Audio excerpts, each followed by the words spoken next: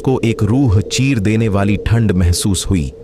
यह बहुत अजीब था क्योंकि तब गर्मियों का मौसम चल रहा था और बिल्डिंग के अंदर इतनी तेज ठंड का होना बिल्कुल भी नॉर्मल नहीं था। फिर भी संजय ने हर जगह टॉर्च मारकर देखा पर उसे कोई लड़की दिखाई नहीं दी, पर उसे वहां ढेर सारे बालों के गुच्छे मिले।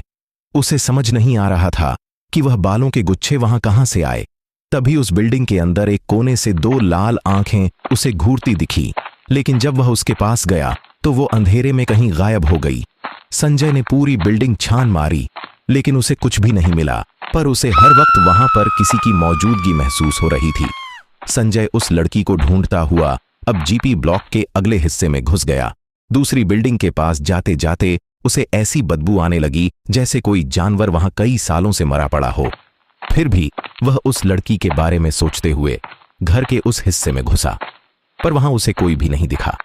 लेकिन जब वो उस घर से बाहर निकलते हुए इधर उधर टॉर्च मारते हुए रास्ता ढूंढ रहा था तो उसे उस हिस्से की टूटी हुई दीवार के छेद 4 लोग दिखे। उन्होंने ब्रिटिश ऑफिसर्स की यूनिफॉर्म पहनी हुई थी और वह शराब पीते हुए गप्पे मार रहे थे। उन्हें देखते ही उसने चिल्लाकर उन्हें वहां से जाने को कहा, पर उन चारों ने उसकी बात को जिसे बिल्कुल अनसुना सा कर दिया।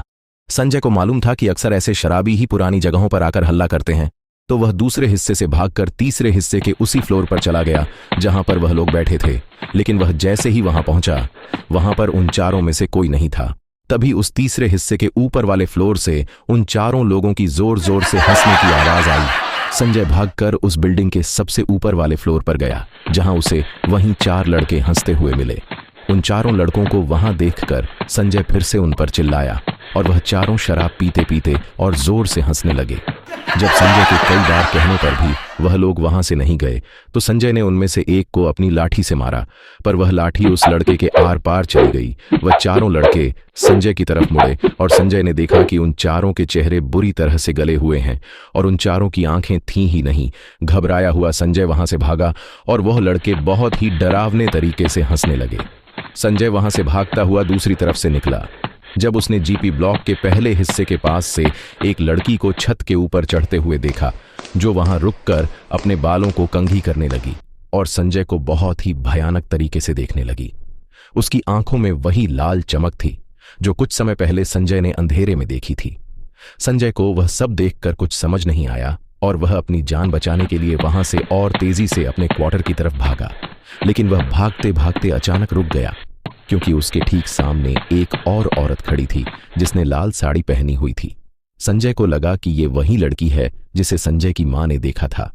लेकिन जब उसने उस लड़की को पुकारा और जब वो लड़की मुड़ी तो संजय की रूह कांप उठी। उस औरत का चेहरा बेहद डरावना था। ऐसा लग रहा था कि जैसे वह कोई चुड़ैल हो।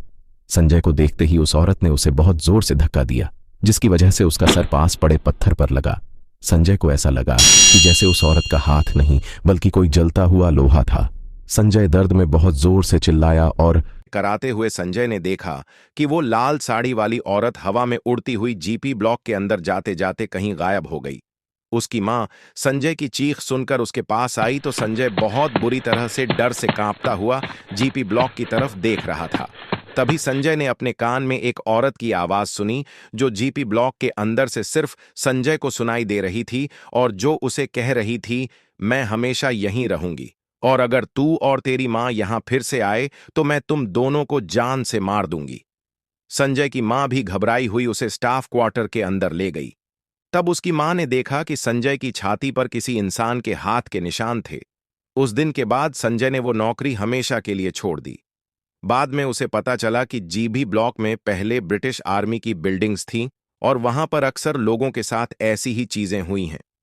कई लोगों को वहां ब्रिटिश आर्मी के टाइम के ऑफिसर्स दिखे हैं और कई लोगों को वो लाल साड़ी वाली औरत संजय समझ गया था कि उस दिन वह मेरठ के भूत बंगले से बाल बाल बचा।